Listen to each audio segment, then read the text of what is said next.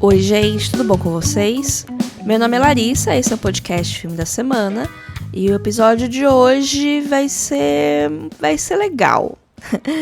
Quase que não teve episódio, eu já estava preparando o meu textão de pedir desculpas nas redes sociais, inclusive segue a gente no Instagram, @filme.a.semana, que se não tiver episódio vai ser lá que eu vou falar que não vai ter e por quê. Mas enfim, foi uma semana corrida, eu não tava conseguindo pensar em nada. Só que aí, nos últimos dias, eu fiz uma maratona Mad Max. Porque Furiosa, né, o novo filme da franquia Mad Max, chegou quinta-feira nos cinemas. E eu gosto muito do Estrada da Fúria, mas eu nunca tinha visto os filmes antigos do Mad Max. Então eu peguei pra ver um por dia, assim, nessa semana. E foi uma experiência interessante. E me deu curiosidade de pesquisar mais sobre a franquia. E então eu vim trazer resultados dessa pesquisa com vocês, porque eu acho que pode ser interessante, pode muita gente não ter tanto interesse de ver os filmes mais antigos, ou estar enrolando para ver. Então talvez esse episódio seja o pontapé que você precise para fazer essa maratona, ou te dê algum contexto de coisas que é legal saber. Principalmente sobre a cronologia do Mad Max, que é um negócio meio... como eu posso dizer? Não vou dizer que é bagunçado, mas apenas os filmes, eles não respondem a todas as perguntas que a gente possa ter. Tem alguns materiais complementares, algumas novelizações, alguns fãs bastante dedicados que vão parando o filme para ler no fundo se tem alguma data, ou que vão atrás de tipo props usados no filme, que aí talvez vão ter a data que não aparece direito no filme. Enfim, existem fãs muito dedicados em construir a linha do tempo dos eventos de Mad Max, né? Esse episódio vai ter spoilers médios da trilogia original. Eu não vou entrar muito na história, mas como é um filme seguido do outro, inevitavelmente a gente vai falar de uma coisa ou outra. Mas assim, se você é tão purista assim com spoiler e você se importa com os filmes do Mad Max, por que você não assistiu ainda, né? Os filmes estão há mais de 40 anos. Então, assim, se você tá esperando o melhor momento, ou você provavelmente está enrolando para assistir esse filme, esse é o momento.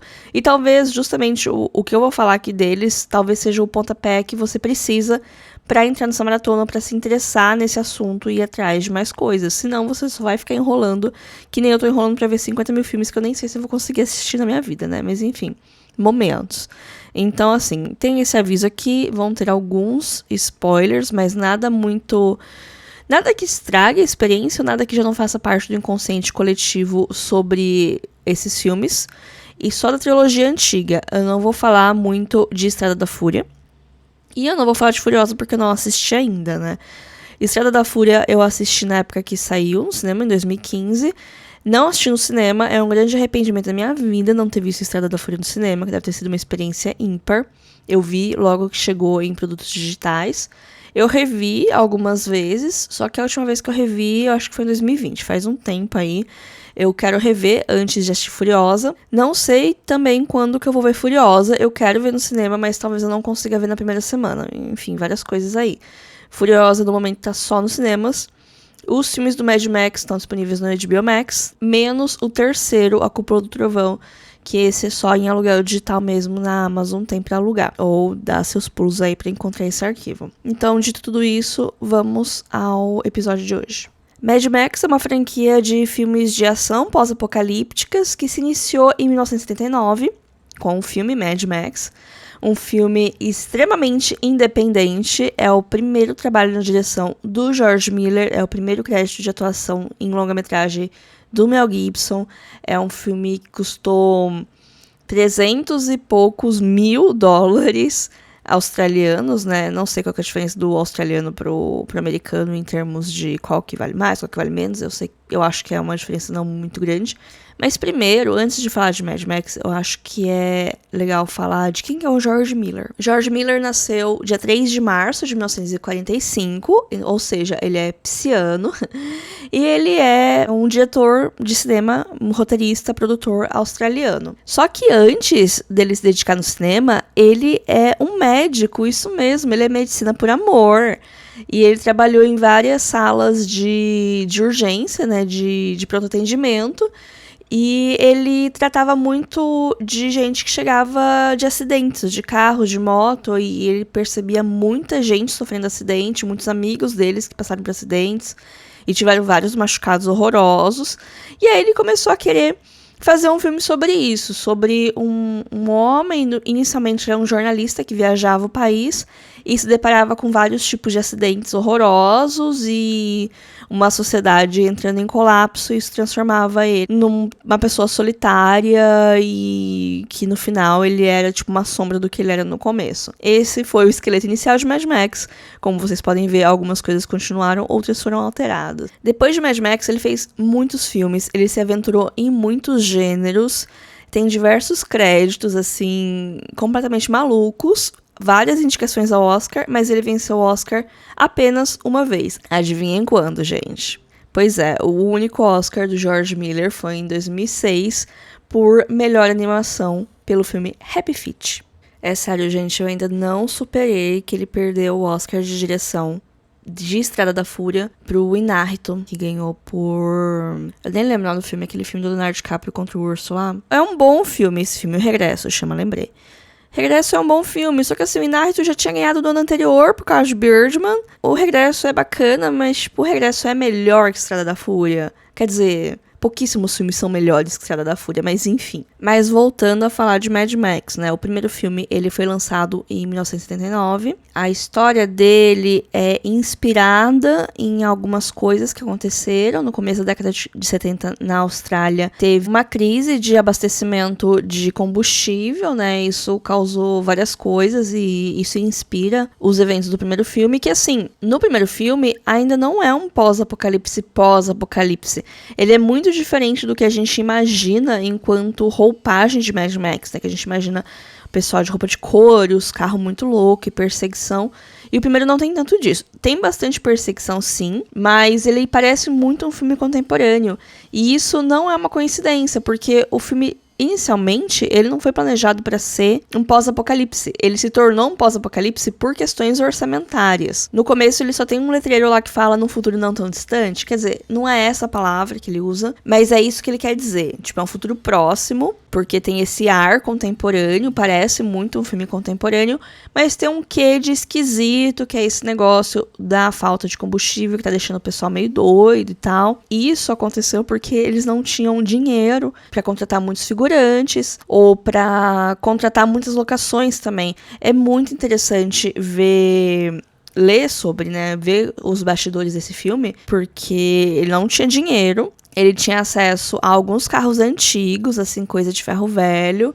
Então, várias cenas ele só tinha uma chance, se ele explodir um negócio, ele só tinha uma chance de fazer aquilo dar certo, porque depois que explodisse o negócio não tinha como reconstruir, não tinha como montar de novo. E vários lugares que eles iam também eram lugares abandonados, várias casas eram casas abandonadas, que eles tinham que levar móvel da própria casa deles pra deixar lá. Então, por isso que tem esse ar de apocalipse, porque eles não tinham dinheiro nem para locação recente, né, locações novas, nem para contratar muita gente para encher a tela. Então tem esse ar de deserto, de um certo ar inóspito, um ar esquisito, as pessoas sujas e tal. Começou como uma maneira de driblar essa falta de recurso. Com isso, até os motoqueiros, boa parte do elenco de apoio e os próprios dublês eram motoqueiros de verdade, era um clube de moto, né, pessoas de certa forma marginalizadas naquela sociedade, que estavam lá e assim, as cenas de ação elas eram muito perigosas. A maior parte do filme foi financiada pelo próprio George Miller, né, com o dinheiro que ele ganhava trabalhando em vários plantões aí, né, como já disse, Medicina por Amor. E o Mel Gibson era desconhecido, tanto que o rosto dele não é usado no marketing, até se olhar no pôster, que é um cara com capacete. Teoricamente não é o personagem do Mel Gibson, porque ele nunca usa o capacete no filme inteiro. Então tem isso. O Mel Gibson ganhou $10 mil pra participação do filme dele. E pra vocês terem uma noção do quanto isso é pouco, o dinheiro que eles gastaram pra fazer o carro, né, do Mel Gibson, que é o Interceptor? Enfim, o carro que é meio que um sinônimo também da franquia Mad Max, aquele carro dele. Eles gastaram $35 mil pra montar o carro e $10 mil pra o cachê do Max, né? Então, isso bota um pouco em perspectiva onde que as prioridades estavam. E assim, como filme, eu acho ele esquisito. Mas não esquisito ruim, esquisito experimental, esquisito é um filme B, é um filme de baixíssimo orçamento, tem essa vibe de filme B, tem essa vibe de filme de exploitation também, que era muito comum na época, você fazer um filme de baixo orçamento, com muita violência, muito sangue ou muito conteúdo adulto, né? Geralmente focava em um ou outro, ou um pouquinho de tudo. Só que eu acho engraçado como Mad Max é um filme muito violento, mas a maioria das cenas de violência, elas ficam na sugestão. Você vê elas na iminência de acontecer e depois você vê a consequência delas, mas você não vê o ato em si, você não vê o gore. E eu gosto muito quando isso consegue ser bem realizado, e eu acho que aqui é muito bem realizado. Existe um suspense, tem uns tons de terror, assim, tem uns pequenos jumpscare que eu não tava pronta, tem alguns elementos de terror que eu não tava esperando, então eu achei que com o que ele tinha, foi ótimo, ele conseguiu criar um filme que ele tem uma identidade muito própria, apesar de uma premissa um tanto batida, né, que você fala, é um homem solitário em busca de vingança. É uma premissa batida, porque essa é a premissa do filme, mas ele é muito devagar, é muito esquisito, porque ele demora muito pra engrenar. Parece que é um grande prólogo da franquia, sabe? Ele parece a primeira hora de Duna, sabe? É como se fosse a primeira hora de um filme muito maior, mas é um filme de 1h30. Então ele tem toda essa construção do personagem do Max, só que também é uma construção esquisita, porque no começo já tem uma perseguição, o filme já começa com uma perseguição, e você já vê que o Max é tipo... é um cara bom, ele é um bom policial, ele é competente, né, no que ele tem que fazer. E aí depois o filme volta pra mostrar ele como um homem comum, um pai de família, e não sei o que tem. E aí você fala, nossa, teve até uma hora desse filme que eu virei pro Alexandre, né, que eu e o Alexandre, meu companheiro, a gente tava assistindo junto, e nós dois somos jovens adultos, na casa dos nossos 30 anos, né, e aí eu virei e falei, olha, quer apostar quanto que ele, no filme, né, eles devem ter uma idade parecida com a nossa, e olha como ele tá bem estabelecido profissionalmente, ele já tem um filho, já é casado faz um tempo, olha como as coisas eram diferentes dos anos 70, né. Aí eu fui ver e, na verdade, o Mel Gibson tinha 21 anos nesse filme. E a atriz que faz a esposa dele tinha 20. E eu não duvido que a idade deles no filme seja por aí, seja, sei lá, uns 22, 23, né? Porque as coisas aconteciam mais rápido nos anos 70, né? Mas me fez pensar muito sobre aquela reflexão, né? De como os millennials estão demorando pra envelhecer, ou de como antigamente... não sei se as pessoas pareciam mais velhas ou a gente tem uma percepção delas enquanto mais velhas por causa de moda, por causa de referência, mas eu acho que a coisa principal aqui é o uso do protetor solar. Tem uma cena que eles vão pra uma praia e eles ficam lá tomando sol e estirado no sol, e a Austrália faz calor, gente, é a mesma latitude que aqui a gente no Brasil. E eles sem um pingo de protetor solar, então é claro que eles vão chegar nos 30 parecendo que eles têm 40, 50, né? Mas enfim, apenas um parênteses aqui. Sobre isso, eu fiquei muito chocada quando eu vi que o Mel Gibson tinha 21 anos nesse filme, porque se eu precisasse chutar, eu chutaria uns 27 pelo menos, assim, sendo generosa. Mas enfim, o filme mostra ele como, né, esse homem de família, né, esse homem comum, que ele não quer nada, ele não quer ser nenhum herói, mas aí ele é meio que posto nesse lugar de herói por causa das circunstâncias, né, vai acontecer um negócio com a família dele, e ele... vai partir em busca de vingança, é meio que o arco desse filme, ele conseguindo essa vingança. E depois, nos outros filmes, ele vai meio que vagar como esse homem que vai lentamente perdendo seu contato com a humanidade, mas que é meio que esse herói calado, que é meio que a sombra do que ele já foi um dia. No papel é tudo lindo, mas no filme é muito esquisito, porque realmente ele começa muito intenso, e aí ele tem uma parte do meio muito longa, e depois ele fica muito intenso no final, e aí em 10 minutos o filme acaba. Eu acho esse filme bastante curioso. Não bom, assim, eu não vou lembrar dele com tanto carinho quanto talvez eu lembre dos outros Mad Max, porque ele realmente parece um começo de um filme, não um filme em si. Mas ele tem suas coisas interessantes. Eu acho engraçado algumas coisas que parecem erro de continuidade, mas que podem ser piadas, assim, que o George Miller colocou, pode ser... eu não sei, ele tem um quê que parece que vai ser uma sátira, mas não é. Tem umas coisas muito esquisitas nesse filme. E as resoluções de algumas coisas são muito esquisitas também. Mas, enfim, o fato é que esse filme é um grande setup, ele é um grande contexto para os próximos que virão.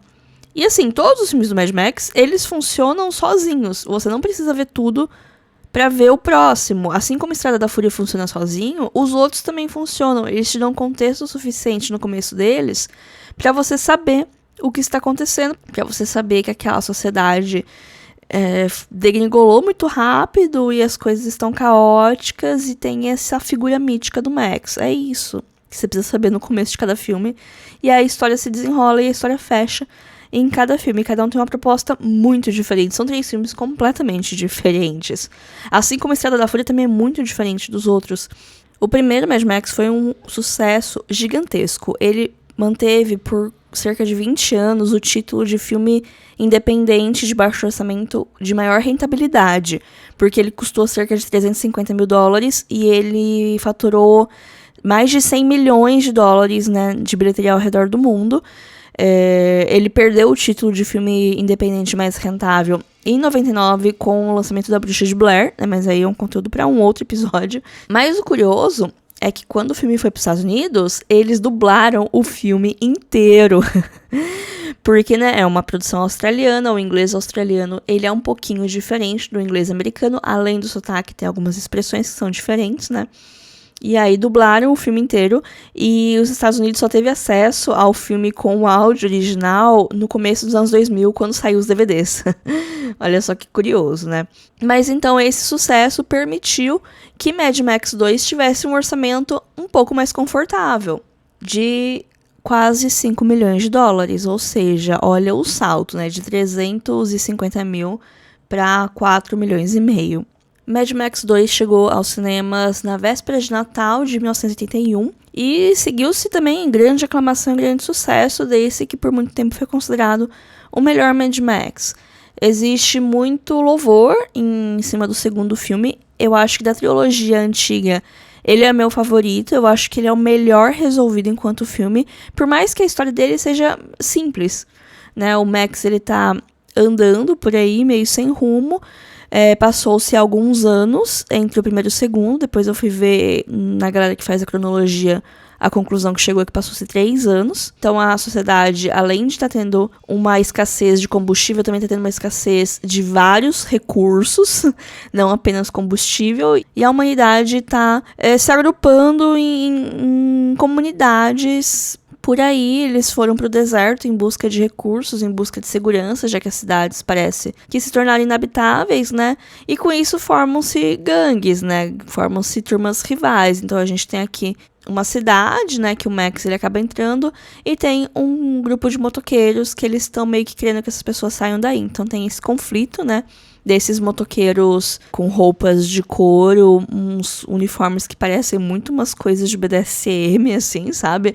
É assim, eu não tô exagerando, gente, eu não estou exagerando, tem polpas de bunda de fora. E aí temos, né, a comunidade onde o Max ele vai participar lá e vai ajudar e tem as coisas pra fazer.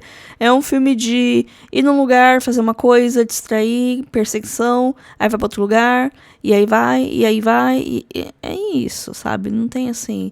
Quer dizer, tem a parte da história, tem a parte de construção desse universo, mas as coisas ficam muito mais nas entrelinhas. Eu acho que esse é o filme que ele mais tem base pro Estrada da Fúria, que ele mais lembra. Eu assistindo esse filme, eu vi muitas coisas que foram repetidas em Estrada da Fúria e eu fiquei só o meme do Leonardo DiCaprio, tipo, agora eu entendo as referências.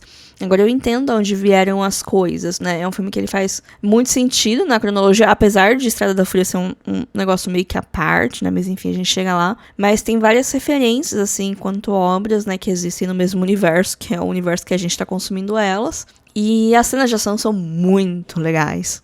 Eu achei engraçado que, assim, o primeiro filme, ele é bastante violento, mas, como eu já disse, a maior parte da violência acontece fora da tela. A gente não vê, a gente vê as consequências. Mas, mesmo assim, ele foi julgado violento demais, né? Em alguns lugares, colocaram classificações indicativas muito altas por causa dessa violência, mesmo que não tão gráfica assim. E aí, nesse filme, parece que o George Miller falou, vocês achavam que o meu filme estava violento? Vocês querem dar uma classificação alta para ele? Então eu vou dar um motivo para ele ter classificação alta. E ele foi lá, ele aumentou a violência, agora a gente vê um pouquinho mais. E aumentou nudez também, né? Que eu falei, os vilões eles têm essa estética BDSM, mas também tem um pouco de nudez. Existe uma violência, existe uma cena de um estupro que é sugerido. A gente não vê de fato, a gente vê um pedaço dele, mas, né, enfim. Eu fiquei um pouco nervosa essa hora, que eu falei, eu não acredito que vai ter isso aqui, né? Mas enfim, é um filme que ele é bem mais violento, até pra mostrar, né, como essa sociedade está animalesca, né? Um filme bastante animalesco. Uma coisa, que o primeiro filme, uma coisa que eu estranhei bastante, é que é basicamente apenas homens, né? É um filme dos anos 70, afinal das contas. Só que assim, eu tô acostumada a ver filmes antigos, e mesmo vendo filmes antigos, sempre tem uma ou outra mulher. No primeiro filme, tem a esposa do Max, né? Que ela tá lá pra ser a esposa e depois pra dar um motivo pra ele ficar maluco, né? E buscar vingança, etc. Então ela tá lá pra cumprir esse papel, que era basicamente um papel de muitas outras personagens femininas na época, e mais antigamente também.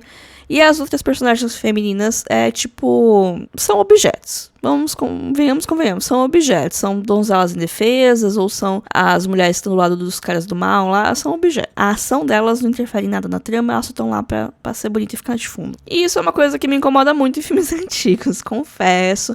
Por mais que, né, eu sei, a gente tem que botar a cabeça, mas é uma coisa que me incomoda quando eu vejo um filme que só tem homens brancos ainda por cima. Eu acho que esse é meu problema com True Detective, talvez, mas enfim, isso não é o momento de eu falar disso. Aqui no 2 tem um pouquinho mais de mulher, não são muitas, mas pelo menos nessas sociedades pós-apocalípticas, a gente vê mais mulheres participando e tendo voz, apesar de elas não serem tão líderes assim, a gente vê elas, né? Não é como se fosse um conselho que só tem homens. Então a gente vê um pouquinho mais, pelo menos nesse lugar que o Max tá. Tem algumas mulheres. Elas não falam muito, não fazem muita coisa, mas ninguém nesse lugar meio que fala muito e faz muita coisa, né? É bem diluído, assim, a participação de todo mundo. Então, pelo menos, achei mais legal, né? Ter pelo menos algumas mulheres ali, né? Enfim. Falando em questão de linha do tempo dos filmes, né? O primeiro filme, ele se passaria no meio dos anos 80, por assim dizer. Então, o segundo ficaria entre final da década de 80 e começo dos anos 90, né? E o terceiro filme, que é A Cúpula do Trovão, seria uns 15 anos depois. Então, no começo dos anos 2000, assim, mais ou menos 2005, 2004, dependendo da cronologia. Então, essa mais ou menos é as épocas que acontecem os filmes. E as coisas, elas vão aumentando, né? No primeiro, tem esse rascunho de um colapso da sociedade. No segundo, a sociedade já está colapsada e a humanidade está aprendendo a viver nesse novo modelo, enquanto que no terceiro já existem estruturas mais ou menos organizadas de vida nessas comunidades isoladas no deserto. E a escassez de recursos é ainda maior no terceiro, que ainda tem um subtexto de radiação, que é uma coisa que não tinha nos primeiros filmes, era só, tava faltando recurso, tava acabando gasolina, não tinha muita eletricidade, era esse o problema, enquanto que no terceiro a gente já tem esse negócio que eles falam de radiação, então dá pra entender que aconteceu alguma guerra nuclear. E assim, fazendo um paralelo com o que estava acontecendo, nos anos 70, estava acontecendo uma guerra entre o Irã e a Arábia Saudita, né? E alguns lugares estavam sofrendo de falta de combustível mesmo. Aconteceu isso com a Austrália.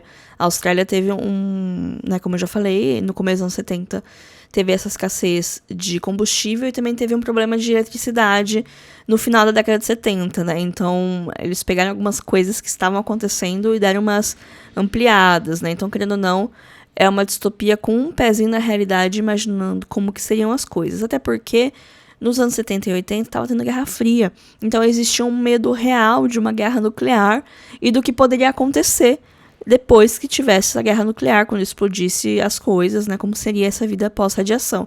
É uma coisa que tá um pouco em alta ultimamente por causa do Fallout, por causa de outras séries pós-apocalípticas, né? O pós-apocalipse é um tema meio em alta hoje em dia por causa do mundo que estamos vivendo e também por causa da produção cultural, The Last of Us, tem vários fins do mundo, né, e a humanidade sobrevivendo depois do fim do mundo.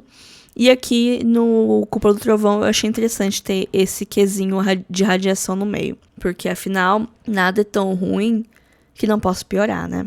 Mad Max 3, além da Cúpula do Trovão, foi lançado no verão de 85. E assim, ele tem tudo que um blockbuster de verão tem. Ele tem um orçamento bem maior, ele já tem um orçamento de 10 milhões de dólares, que é um orçamento muito alto, principalmente comparado, né, com como começou. Temos aqui uma estrela do pop, que é a Tina Turner. tanto participando como antagonista, quanto lançando música, né? We Don't Need Another Hero foi uma música feita pro filme e que saiu com o filme, e eu fiquei um pouquinho decepcionada que ela só toca no crédito. Eu achava que ia ter um grande momento, assim, que ela ia tocar no filme, mas enfim. E então ele já tem todo esse tratamento de blockbuster, e ele parece um blockbuster. Só que também ele é um filme que ele teve uma produção toda conturbada, porque o George Miller, ele tinha um parceiro de produção, o Byron Kennedy, né? Se você ver os filmes, tá lá um Kennedy Miller Produção, que é a produtora dos dois. Eles eram muito amigos, eles trabalhavam juntos, e o Byron, ele faleceu num acidente em 83. E foi uma coisa que pegou o Miller muito de surpresa, né? Porque ele faleceu com 35 anos, né? Ninguém espera que alguém vai morrer com 35 anos, ainda mais do nada, né? A morte de acidente, elas são muito trágicas e tal. Isso pegou o George Miller muito, assim, sabe? Ele ficou muito baqueado, ele não queria mais fazer.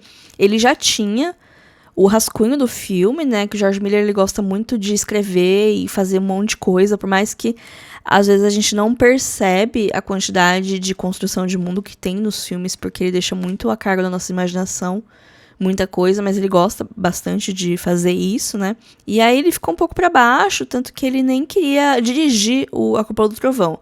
É o único filme da franquia Mad Max que ele tem um co-diretor, que é o George Ogilvy, que é um diretor que ele vinha de teatro, ele tinha bastante experiência em teatro, mas esse é o primeiro longa-metragem dele.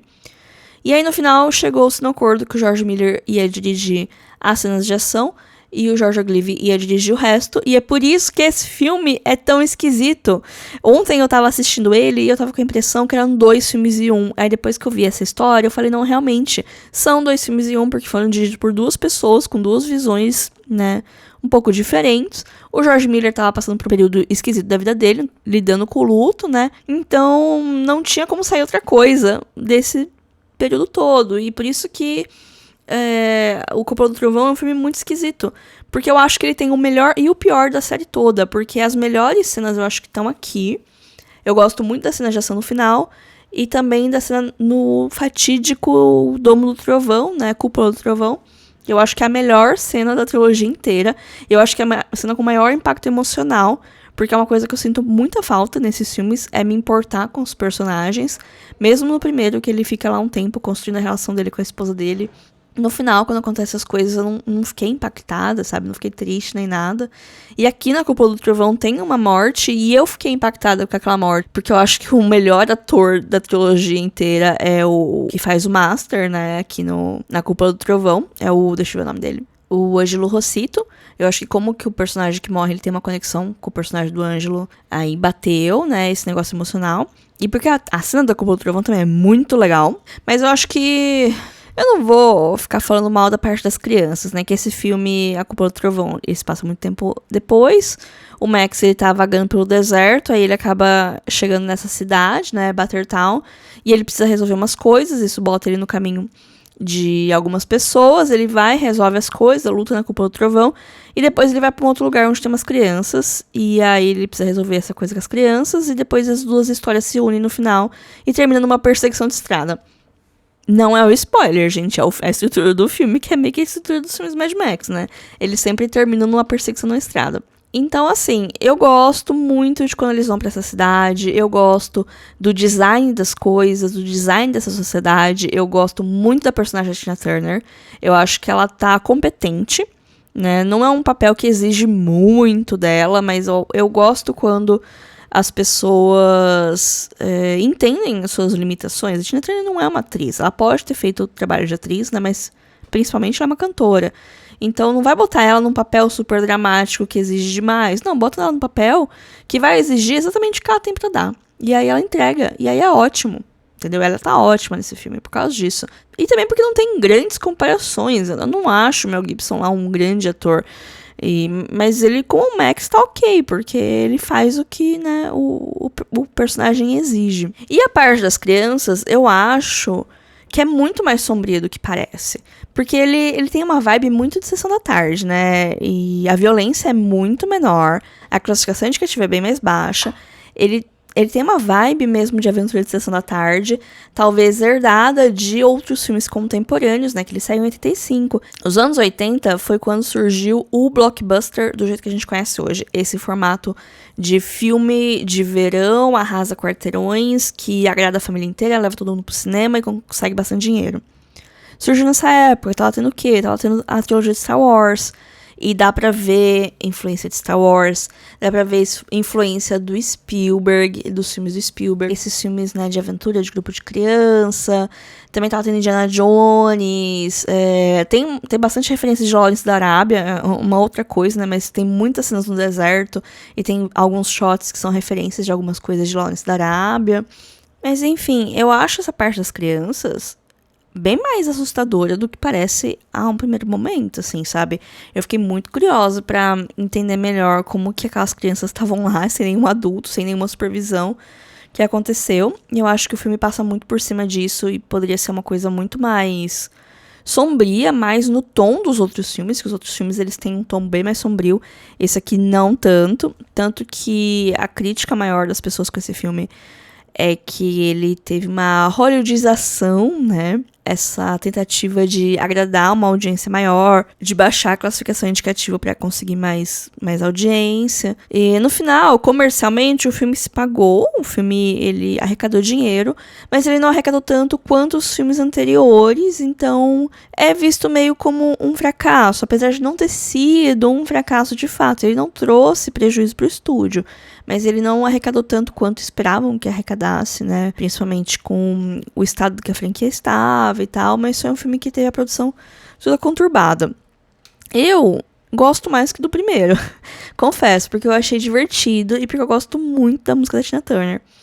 Mas se eu for organizar hoje o ranking, em primeiro lugar o segundo, depois o terceiro e por último o primeiro. Eu acho que o primeiro ele é meio inconstante demais no ritmo, apesar que ele é o com mais personalidade. Quer dizer, o 2 talvez seja com mais personalidade, mas ele tem um negócio meio único nele, então ele compensa todas as limitações orçamentárias com um charme especial. Enquanto que o 2 eu acho que ele é o auge da franquia, né? Apesar da história ser relativamente simples, ele cria um filme que prende muita atenção, que tem cenas de ação muito bem executadas, que tem um design de personagem, de figurino, de lugares, de carros muito legal, e que é uma referência. Eu consigo ver, hoje que eu tô vendo o filme, eu consigo pensar em vários outros filmes que vieram depois e pegaram essa referência. E o 3 eu acho uma farofa muito crocante, porque assim, em questão de qualidade técnica, ele é melhor porque tem mais dinheiro.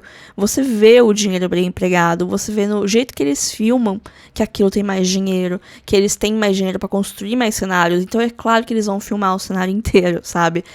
E aquele lugar cheio de gente, porque o dinheiro não compra só figurino, o dinheiro também compra figurante pra estar lá, pra preencher aquele espaço, pra fazer aqueles carros daquele jeito. Gosto bastante do 3, apesar de ter esse problema de tom. Eu queria que ele fosse mais sombrio, eu não queria que ele caísse, né, nesse negócio do blockbuster oitentista. Por mais divertido que seja, eu sinto um pouco de falta desse caráter mais sério, pós-apocalíptico, né? Mas eu não acho tão ruim quanto algumas pessoas possam dizer que é. Eu já vi críticas péssimas desse filme. Eu não acho ele péssimo. Eu acho ele meio bagunçado, mas gosto. Inicialmente, a ideia era matar o personagem do Max no final do terceiro filme, mas aí deixaram ele vivo porque o George Miller tinha 50 mil ideias na cabeça. O homem não para de ter ideia. Ele queria fazer uma série de TV do Mad Max. E chegou a rascunhar, chegou a ter um ator lá, não ia ser mais o Mel Gibson, né, que nessa altura do campeonato, Mel Gibson já era um ator famoso, já era um A-list de Hollywood, tinha vários outros projetos pra fazer. E naquela época também, TV era uma coisa inferior. Então, assim, um ator grande de cinema não ia se sujeitar a fazer uma série de TV na Austrália, sabe?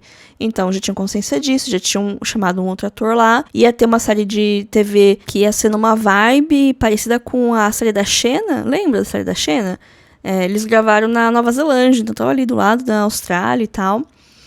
Mas acabou não rolando. O tempo foi passando, aí meio que acabou o apelo e foi deixado de lado essa história de fazer série, mas aí ele começou a desenvolver o roteiro que seria de Estrada da Fúria. O roteiro de Estrada da Fúria diz ele que terminou no final dos anos 90, querendo trazer o Mel Gibson de volta, passando-se vários anos, e aí teria a história do Estrada da Fúria, e terminaria matando o Max nesse filme. Aí, inicialmente, né, escalaram o Mel Gibson, mas aí teve alguns probleminhas, não sei se vocês lembram.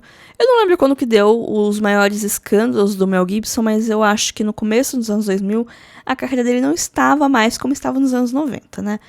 Mas enfim, essa produção foi toda turbulenta. Aí depois do Mel Gibson, eles escolheram o Heath Ledger para ser o Max, mas aí o Heath Ledger faleceu, né? Então o projeto ficou um pouco parado uma época. E depois retomaram. Só que aí nisso, como já tinha passado tanto tempo dos anos 80, rolou-se um questionamento do tipo, a gente precisa tanto assim do Max de volta? As pessoas lembram o que é Mad Max, o que é o universo do Mad Max, pra gente precisar fazer uma continuação, porque seria uma continuação direta, né? Apesar de ter essa passagem de tempo. Aí eles pensaram, não, vamos fazer um filme que ele é quase que um reboot. Tanto que o George Miller foi muito entrevistado, né? Se o Estrada da Fúria é uma continuação, é uma reimaginação, é um reboot. E cada hora ele dá uma resposta diferente. Porque o filme ele se encaixa no universo, mais ou menos, assim, né? A gente precisa fazer um exercício de imaginação pra encaixar a cronologia, porque tem algumas coisas que não fazem muito sentido, né? No final eles escalaram o Tom Hardy pra fazer o Max, e o Tom Hardy tá lembrando um pouco, né? Foi uma das primeiras coisas que o Alexandre comentou quando a gente tava vendo o primeiro filme aqui. Não sei se foi o primeiro ou se foi o segundo, acho que foi no segundo. Que o Mel Gibson tá muito parecido com o Tom Hardy tá, né? No Estrada da Fúria. E eu acho que foi proposital essa caracterização. Então eles resolveram fazer um filme que ele não tivesse tanta ligação com o filme dos anos 80, porque cada um dos filmes dos anos 80 funciona como uma coisa independente. Você pode pegar qualquer um daqueles filmes e assistir que você vai entender mais ou menos a história. E Estrada da Fúria funciona mais ou menos do mesmo jeito. Assistir o filme dos anos 80 te traz mais claridade daquele universo e talvez faça você entender algumas referências visuais que são muito mais uma referência pela referência do que, de fato, uma coisa que importa muito saber que era daquele jeito e agora é desse, sabe? Então, ele é um filme que ele funciona sozinho. Se você parar pra pensar muito na cronologia, tem algumas coisas que não fazem tanto sentido. Por exemplo, se o Max do Tom Hardy é o mesmo Max do Mel Gibson, algumas coisas na idade não fazem muito sentido, né? Porque seria pro Max ter mais de 50 anos e o Tom Hardy, ele tem 35, 40, né? Não bate muito a idade. E aí, os fãs criam teorias. Eu acho que a minha teoria favorita é que o personagem do Tom Hardy, na verdade, é um menino do segundo filme, porque o segundo filme ele começa e fecha na narração de um menino, que ele aparece durante o filme, e eu acho que é o que faria mais sentido dado a idade, né, e ele pegar essa identidade do Max, mas enfim, isso é apenas uma teoria. O George Miller, ele não dá muita resposta de nada, ele meio que deixa a cargo de cada um imaginar o que seria, né, mas o fato é que Estrada da Fúria é um dos maiores filmes de ação já feitos na humanidade. Porque eu acho muito curioso, sei lá, se fizerem alguma reunião de briefing, eu imagino que sim. Tipo, o que é o mais interessante dos filmes do Mad Max? É a história? São os diálogos? Não, claro que não são os diálogos são horrorosos. A história, ela é interessante, o universo é mais interessante que a história, porque as histórias dos filmes são muito simples. Mas o universo que cerca eles é muito rico.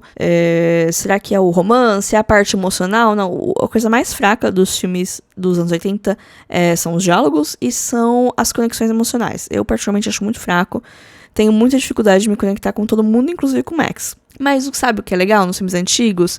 A meia hora final, que é basicamente uma perseguição numa estrada. E aí, parece que eles pegaram, todo o filme termina numa perseguição numa estrada, e eles ampliaram isso pra ser o filme inteiro, porque Estrada da Fúria é o filme inteiro de perseguição na estrada. Tem coisas que o filme fica um pouco mais lento, a história avança, a gente tem diálogo pra entender melhor os personagens, sim, mas o que a gente lembra é perseguição na estrada, é o maluco tocando guitarra e saindo fogo, sabe? É as motoqueiras pulando e eles pulando, é isso que a gente lembra, e é isso que é incrível. Em Estrada da Fúria, então parece que eles pegaram tudo o que tinha de bom nos filmes antigos e aumentaram 50 vezes, e ficou muito bom. Ficou muito bom mesmo, tanto que as pessoas que se juntam pra falar mal do filme, o argumento maior de quem fala mal de Estrada da Fúria é falar que a história é muito simples, como se isso fosse uma coisa ruim. A história, ela é simples, mas não quer dizer que ela seja ruim, né? As pessoas usam o argumento da história simples pra falar que é uma história ruim, uma história mal elaborada. Mas primeiro, todos os filmes do Mad Max têm história simples. E outra, um roteiro simples não significa que é um filme ruim. Existem muitos roteiros complexos que são horrorosos, tipo aquele filme do Nolan lá do avião. Mas enfim, esse não é o episódio de eu falando mal do Nolan. O Nolan tem um Oscar de direção e o George Miller não. É que esse mundo é muito injusto, né, gente? Mas enfim, eu acho que eu falei o que eu tinha pra falar de Mad Max, as impressões minhas, essas histórias de bastidores, esse contexto, né? Eu espero que tenha deixado a maratona de vocês mais rica. Espero que tenha dado vontade de ver os filmes antigos, que eu confesso que eu nunca tive. Nunca tive vontade de ver os filmes mais antigos, eu não gosto muito do Mel Gibson. Só que aí, sei lá, essa semana foi tão esquisita que eu virei pra Alexandre e falei, vamos ver Mad Max? E ele falou, vamos. E aí a gente viu. E foi ótimo, foi muito divertido, porque são filmes curtos, são filmes legais, apesar de eu ter algumas questões, eu ter dado 3 estrelas ou 3 estrelas e meia pra cada um deles, né, mas enfim, eu ando meio mão de vaca com as estrelas que eu dou pros filmes ultimamente. Mas isso não importa agora. Novamente, né, lembrando que os filmes do Mad Max estão disponíveis na Max, menos A Culpa do Trovão. Não sei por que A Culpa do Trovão, só aluguel digital mesmo, né, mas enfim. Estou muito curiosa pra assistir Furiosa, eu vou ver no cinema, não sei o que achar, não sei o que esperar, não sei se vai ser um filme muito pesado em história, eu prefiro que seja um filme mais com ação mesmo, porque o Mad Max, quando ele entra muito em história, eu não sei, fico meio assim. Então eu fico um pouquinho com medo, mas estou com expectativa, estou com vontade de gostar muito. Então vamos ver como que vai ser. Já falei pra seguir lá no Instagram, @filme.a.semana. A gente também tem um e-mail pra contato, que é podcastfilmedasemana@gmail.com, caso queira falar comigo. Esse e-mail também é uma chave Pix, caso queira fazer alguma contribuição com o meu trabalho. E, enfim, esse foi o episódio de hoje. Boa maratona pra vocês, bom cinema pra quem for ver Furiosa no cinema. E até semana que vem. Tchau, tchau.